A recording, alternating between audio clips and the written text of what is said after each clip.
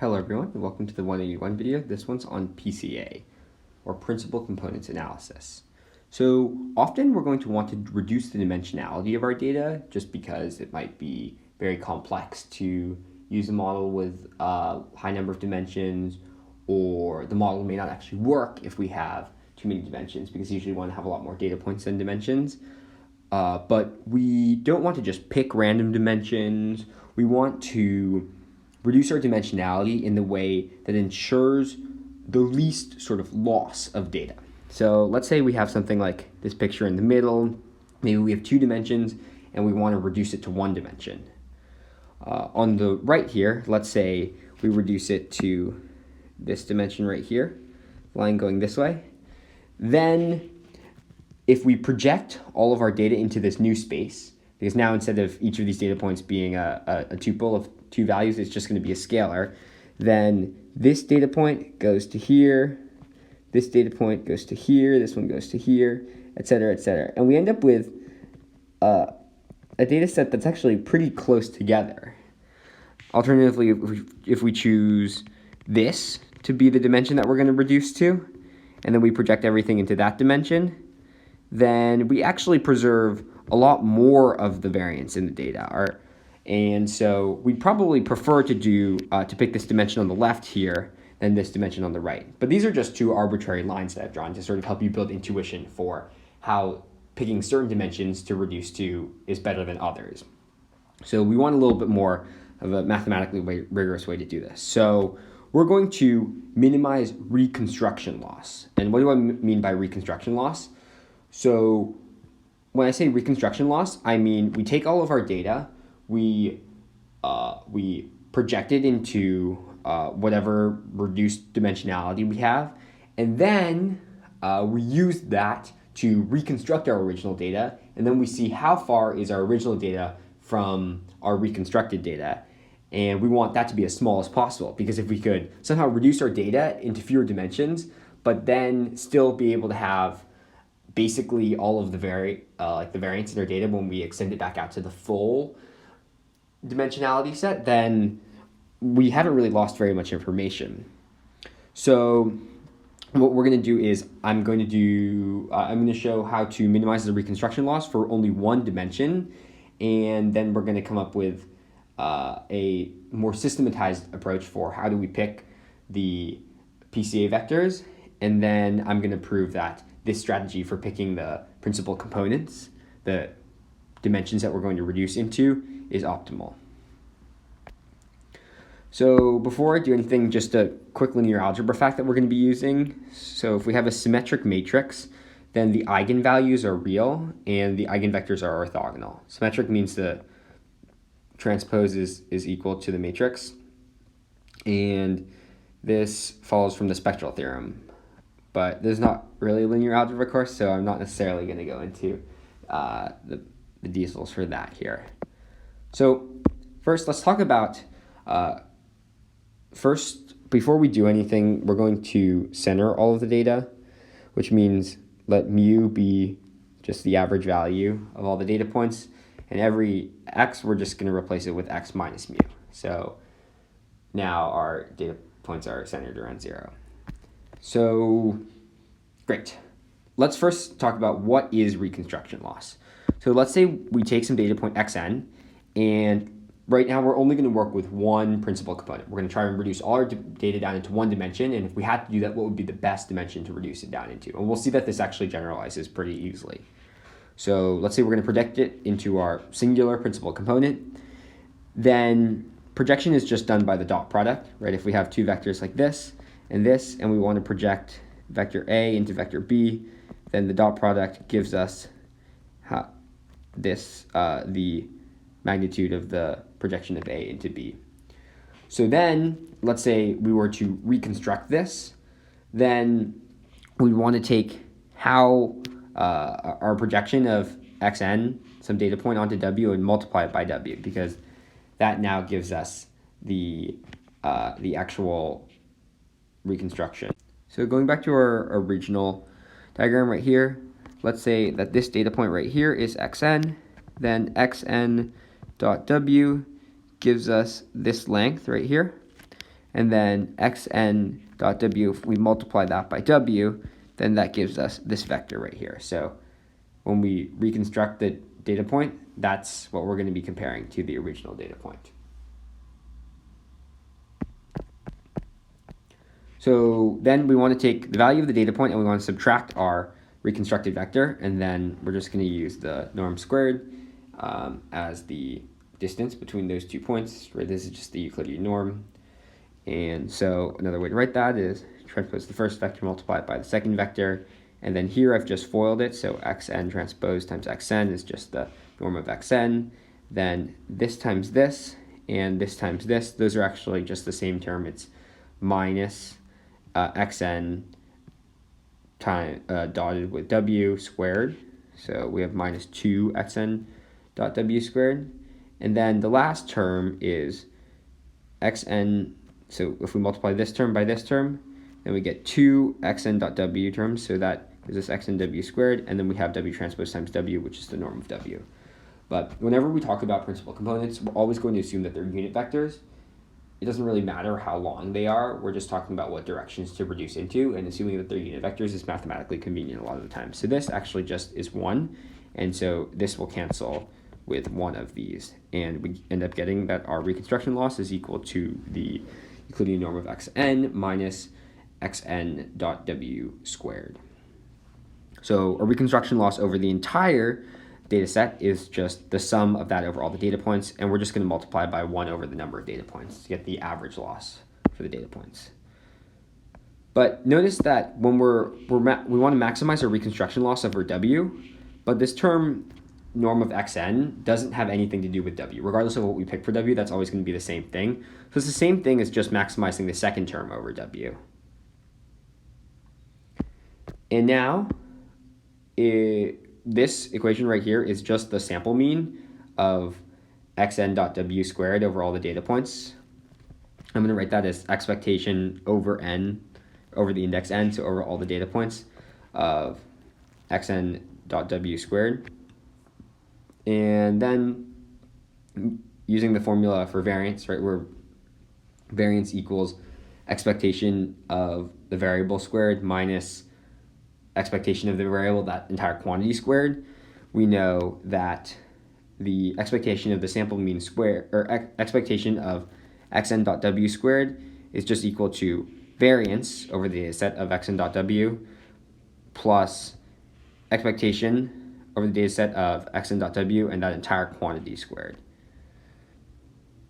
So this will simplify even more because we know that, so if we explicitly write out this expectation on the inside of the squared part, we get this, right? It's just the sum over all data points of xn times w, and there's a leading 1 over n, but I'm just going to ignore that for now because it doesn't really matter. And then what we're going to do is we can pull the w out because it doesn't depend on the index n, and then we know because we subtracted the mean, right, when we centered all the data, we subtracted the mean. So if we sum up all the data points now, this will just give us 0. So this entire thing is 0. And this term goes away. And actually what we're doing is we're just maximizing the variance of xn dot w over our choice of w. So this gives us sort of a logical interpretation for this. So the w that we want to pick is the one that has the highest variance of projection of our data into that dimension.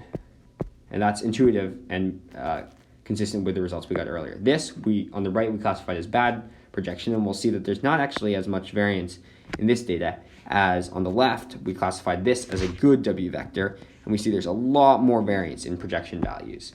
So this is definitely the right sort of intuitive interpretation that we want to have. Now, in case this sample mean to variance thing was confusing, I'm actually going to go through all the mathematical steps there. If you felt like you understood it or don't really want to see it, go ahead and skip ahead in the video. So over here on the left, we have the sample mean of xn dot w squared, and I've just rewritten it here. And then what I've done is I've subtracted 1 over n times the sum over all data points of xn dot w, that quantity squared. I've subtracted it twice, and then I've added it twice. I've chosen to write these out separately, and you'll see why that is in a second. As you recall earlier, we're trying to show that this equals the sample variance plus the sample mean of xn dot w, that entire quantity squared. So first I'm going to show the sample mean part. You'll notice that the stuff inside the parenthesized equation, 1 over n times sum over all data points of xn dot w, is just the sample mean of xn dot w.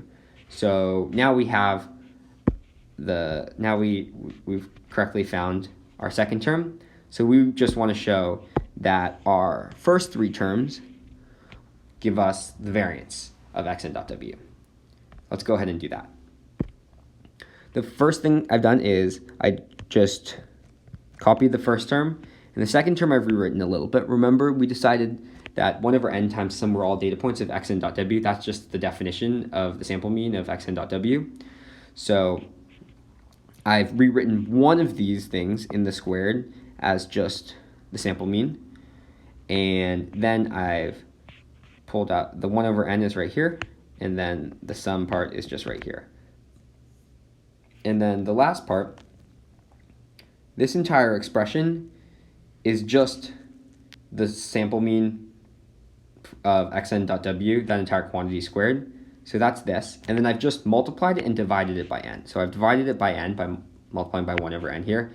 And then summing this over all data points is the same thing as multiplying it by n, because you'll notice that the sample mean doesn't actually depend on n. So we're just adding it together n times, which is the same thing as multiplying it by n. So I've divided and multiplied by n, which doesn't actually do anything here. Now what we're going to do is we're going to take these 1 over n's, and we're going to pull them out. So we just have 1 over n at the beginning. And then we're going to take these sums right here and this sum right here. We can put this expectation and this 2 inside of this sum. And then we're going to take these sums and pull them out. So now there's 1 over n in the front, and then 1 sum over everything. And so this, we just have, this term is the same. And then here we have 2 sample mean times xn dot w, right? And that comes from 2 sample mean xn dot w. And then we have the sample mean squared. And that comes from this part. And now we'll see that if we complete the square, essentially just reverse FOIL, that the stuff inside the sum is actually just this, which is xn dot w squared minus the sample mean of, sorry, there shouldn't be a squared there. It's equal to xn dot w minus the sample mean of xn dot w, entire quantity squared, and then we take the average value of that over all the data points, and that's exactly what we want, the sample variance. I think oftentimes when people do sample variance, they mean like 1 over n minus 1 here, but when we say that, when we say sample variance, we just mean 1 over n. Great. So that's just the math behind this interpretation of interpreting our quantity that we're trying to maximize as the variance of the projected space. So now we're going to go ahead and actually find the w. So recall what we're trying to do is we're trying to maximize, we're trying to choose the w that maximizes this quantity right here. So I've just rewritten that down here. And we can rewrite this in matrix form as we have 1 over n again, and then the dot product of xw with itself. Right, that's essentially what we're doing here. This sum is just, we're taking the sum of the squares of all the elements of x times w. So we might as well just write that as the dot product or the inner product. And so here we can just distribute the transpose out. Remember, transpose of 2 matrices multiplied together is just, you flip them and then you take the transpose of each of them, so we get this.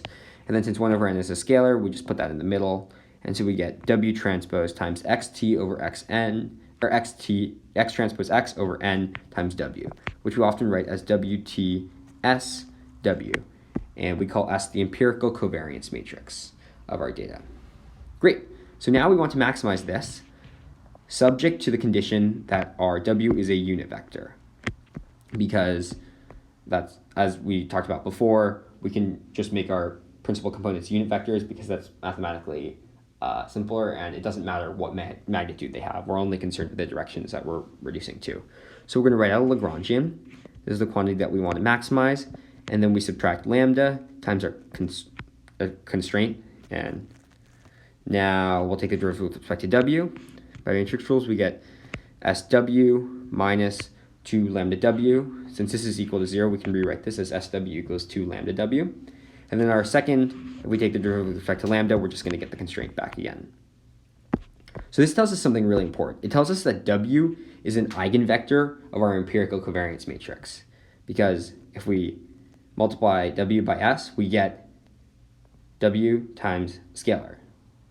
So now the only question that we have to ask is which eigenvector maximizes W transpose SW. So say we have some eigenvector with eigenvalue lambda W. Well, then W transpose SW just equals W transpose times lambda W, because W is an eigenvector with eigenvalue lambda. And then this just equals lambda times W transpose W. But recall that W is a unit vector, so this just equals lambda.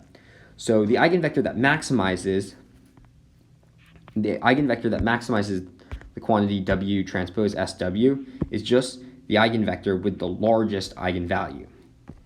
You might be wondering, how do we know that these eigenvalues are real? And that is why we stated this result earlier, that all eigenvalues of a symmetric matrix are real and the eigenvectors are orthogonal. Note that our matrix S is certainly symmetric because S is just xtx over n, and xtx over n, if we take the transpose of that, we just get, you flip the matrices and you take the transpose of each of them, so we get the exact same thing. So S is a symmetric matrix, which means its eigenvalues are all real, and also its eigenvectors are orthogonal, which we'll use in a little bit. So now we've picked our first eigenvector. How should we pick we've picked our first principal component. So our next question is, what principal component should we pick next? Well, I think the intuitive thing to do here is to pick the vector that preserves the most variance in the sort of remaining space that you can't explain or span with your current principal components. So let's say we've chosen W to be this vector right here. Then we want to pick, and for simplicity of visualization, just say we're in 3 dimensions. Then we want to pick something in the plane spanned by these other 2 basis vectors, if W is one of the basis vectors. Essentially, we want to pick, our next principal component should be orthogonal to W, because we want to be, if you think about the sort of remaining space, the remaining space is everything that's orthogonal to W. That's the stuff that we haven't explained yet. So now we're going to solve the same problem.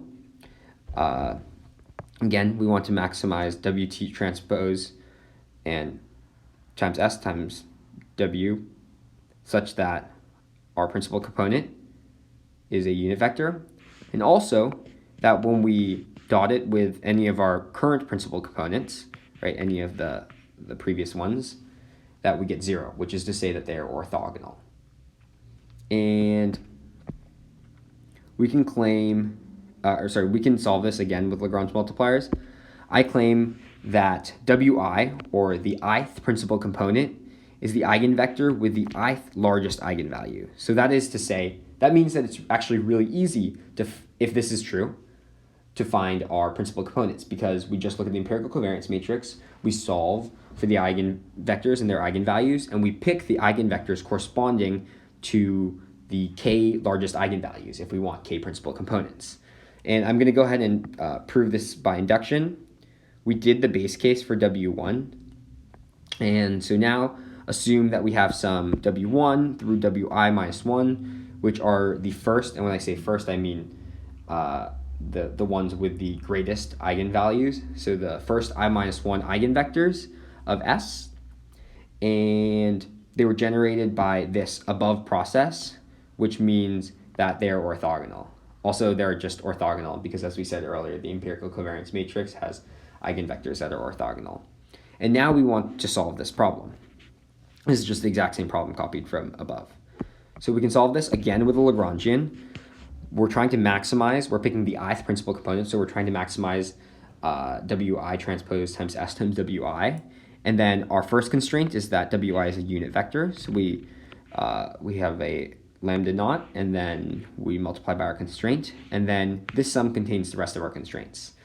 So for each of our other constraints, we have another lambda j, and our constraint is Wi transpose times Wj equals 0. So now we're going to differentiate with respect to Wi, and we'll get Swi from this first term, and then from the second term we'll get 2 lambda naught Wi, and then from the last term we'll get the sum over all j of lambda j Wj, right? Because each of those, in each term of the sum, we're just essentially taking the derivative of this with respect to Wi. And so this seems like a lot worse than our initial, than when we did this for one variable, because with one variable it was clean, we could just see that Wi was an eigenvector of S. But actually, I claim that this last term here is just going to be equal to 0. And let's go ahead and see that. So for any k in I minus 1, which is to say the index of an existing principal component that we have, so if we're looking at finding the sixth principal component and we have 5, then any number 1 through 5. If we left multiply by the kth principal component, then a lot of these terms are going to simplify. First, since by our inductive hypothesis, the kth principal component is also an eigenvector of S, and S is symmetric, so S is just equal to S transpose, we can multiply these two together to get just the same vector times the eigenvalue corresponding to that eigenvector. But we know by our constraint that Wi is orthogonal to every single existing principal component. So this is just going to be 0. And again, by the same logic, this will also be 0 because we're multiplying a principal component by our Wi, our candidate for our new principal component, which we enforce by constraint must be 0 because they must be orthogonal. And in this summation here, we have our kth principal component times every single other principal component. And note that in our generation process, we made sure that all the principal components are orthogonal. We also know this because the principal components by our inductive hypothesis are the eigenvectors of the empirical covariance matrix, which, as we said earlier, has orthogonal eigenvectors. So that means that all of these terms, except for the kth term in this sum, are 0 because this thing is 0. And so we're left with the only term that's non-zero is lambda k times Wk transpose times Wk, but because by our generation process we know that every principal component is a unit vector, this is just equal to 1. And so overall, we just have that lambda k is equal to 0. And this holds for any of the k's. And so this last term is equal to 0. So again, we see that Wi, our ith principal component, is an eigenvector of our empirical covariance matrix. That's this result here. Obviously, we can't pick any of the first I minus 1 largest eigenvalues because that would not be orthogonal to the rest of our existing principal components and wouldn't satisfy the constraints. So thus, we pick the ith largest eigenvalue to maximize this function that we're trying to maximize, subject to the constraint that it must be an eigenvector. And so that shows that now the I principal component is the eigenvector corresponding to the ith largest eigenvalue. So now we've discussed a strategy for picking principal components, but we haven't actually proven that that satisfies our sort of reconstruction loss condition. Remember, we figured out how to choose our first best principal component, and then we sort of heuristically said, well, we think that we can just iteratively apply this process to the subspace that is not spanned by our existing principal components, which is a logical thing to do, but it makes an inherently greedy assumption. The assumption that we're making is every time we need a new principal component, we should just pick the principal component that explains the most variance in the sort of remaining unexplained dimensions of the data.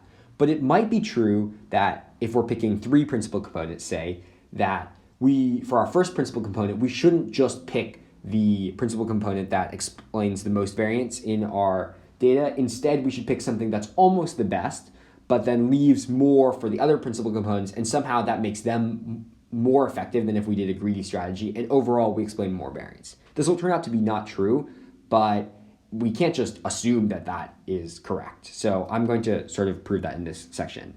I think it's okay if you feel pretty confident that the greedy approach makes sense to you to go ahead and skip this section of the video, but I'm including it for completeness.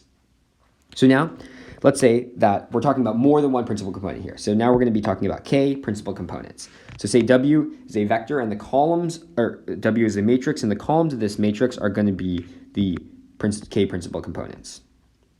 So now, first, remember what we're trying to do is show that this minimizes reconstruction loss. So I claim that this is the equation for reconstruction loss, but I'll explain exactly why this is true. So first, W transpose times Xn will just give us a k by 1 vector where the ith element of that vector is the projection of Xn onto the ith principal component, because W transpose is just going to be this matrix flipped on its side, and then so we're going to be multiplying rows of this matrix times Xn. And then we're going to take that matrix of projection sizes and multiply it by W. And so if you think about how these two matrices will be multiplied together, we'll multiply the first row, which is just the first element in every single principal component, by the projection of X onto that principal component, and then we sum this all together.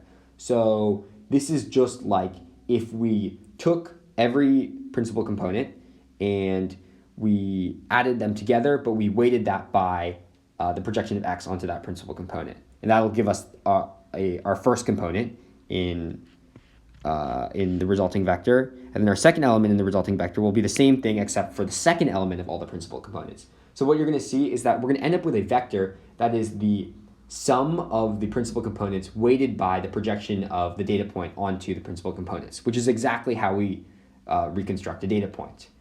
Note here that we're assuming that the principal components are orthogonal, but this is a fair assumption because for any k principal components, we can pick k principal components that are orthogonal that span either that space or a larger space.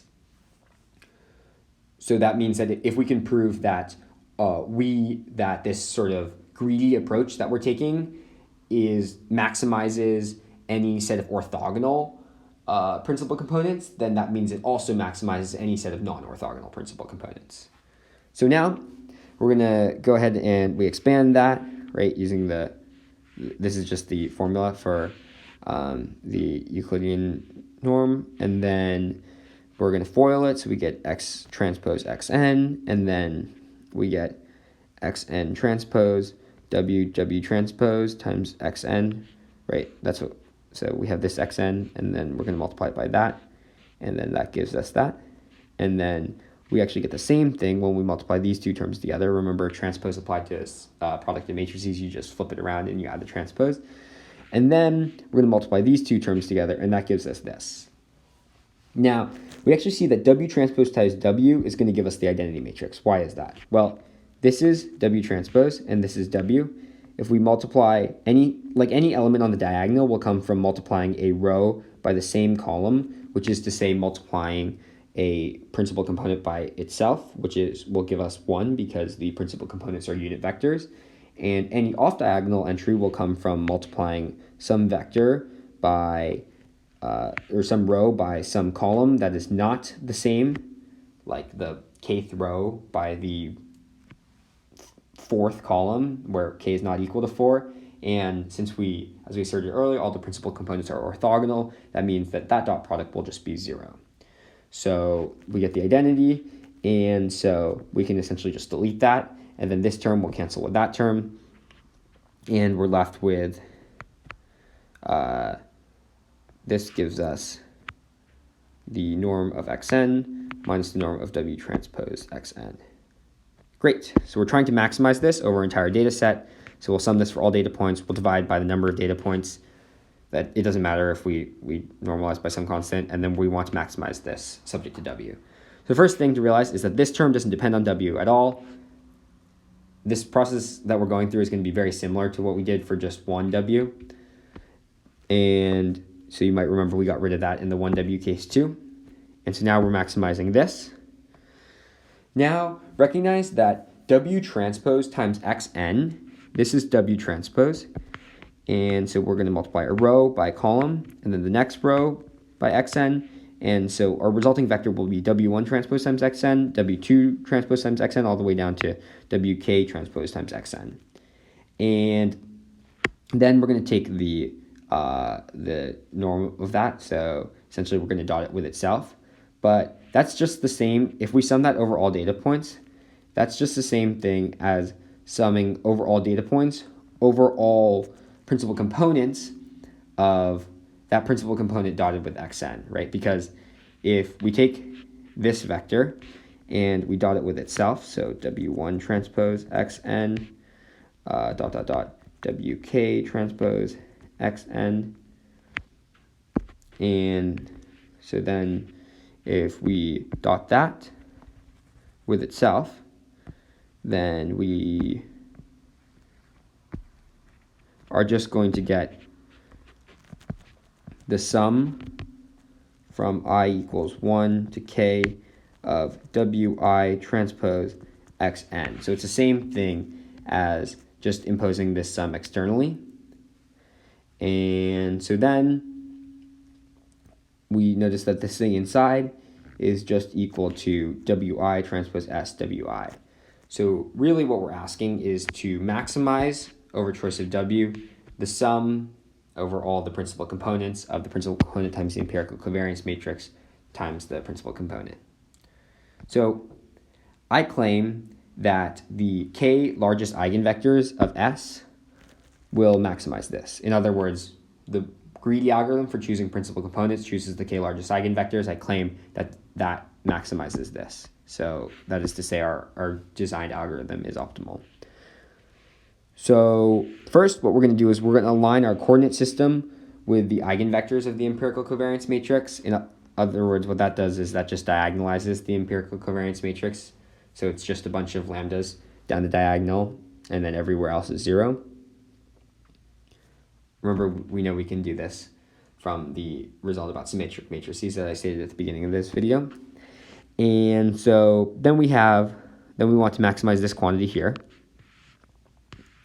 So note that because S is diagonal, that this inside part simplifies to the sum from 1 to d of lambda times lambda j times the jth component of that principal component squared. We can pull the lambda j out since it doesn't depend on I, and essentially we'll move this sum inside. So we'll switch the sums, and then we'll pull the lambda j out, and that gives us this. And then now I want to make some statements about just this coefficient here, because what we see is this is a linear combination of the eigenvalues of S, and by considering this, the weights explicitly, we can force some constraints on the weights. So the first thing is that the sum over all principal components of the jth component or jth element of those principal components squared, well, we can write W sub ij as, we can rewrite that as just Wi dot the jth basis vector. I'm just using j to represent the jth basis vector here. And then we know that the sum of the principal components, the sum of the squares of the principal components dotted with the jth basis vector is actually just the length of the projection of j onto the hyperplane spanned by the principal components. So, in other words, consider suppose this is like a 3-dimensional graph. So suppose we have two principal components W1 and W2. and then suppose our basis vector is j here, then the projection of j into the space spanned by w1, w2 is this block vector here, and its magnitude squared is equal to the w1.j squared is in green here, and then w2.j squared is in red here, right? And this is just Pythagorean theorem, but obviously this result generalizes to higher dimensions, but this is just to sort of give you visual intuition for what result I'm using here. And so then we know that that is less than or equal to the norm of j itself. And since j is a basis vector, that's 1. So we know that this thing that we're trying to maximize is actually going to be a linear combination of the j's where each coefficient is no greater than 1. The other thing that we know is that the sum of the coefficients is equal to k, because, well, if we know that any of the principal components is a unit vector, which is to say the sum of the square of its components is equal to 1.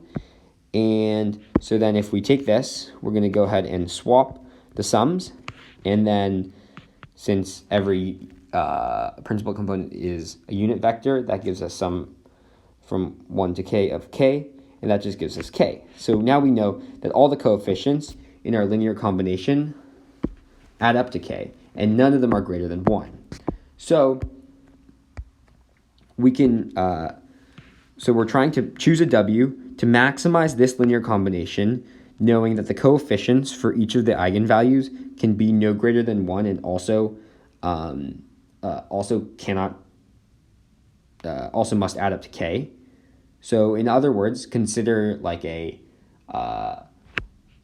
so if we're given like k points and we're asked to assign them to weight all the eigenvalues, and we can assign no weight greater than 1, then obviously we will assign we'll assign 1 to the largest eigenvalue, and we'll assign 1 to the next largest eigenvalue, and we'll just keep going down. And if we consider the wi's that our greedy algorithm gives us, those wi's are just the wi's corresponding to the k largest eigenvalues, and so that gives us the same result, which shows that our choice of principal components maximizes the variance of the projected space. So the last thing to discuss is how many principal components should you use? Well, this is a similar approach to how many clusters should you use in k-means clustering. You can try lots of different numbers of components, and then you can look at the loss function under those components, and you'll see at some point an elbow or a knee in your graph, and you should pick that number of components for a similar reason. In this part of the graph, clearly adding more components is decreasing the loss, so that's a good idea. But after your elbow, increasing the number of components doesn't actually necessarily help your loss very much, so you're not gaining very much from it, and so you shouldn't continue to add components.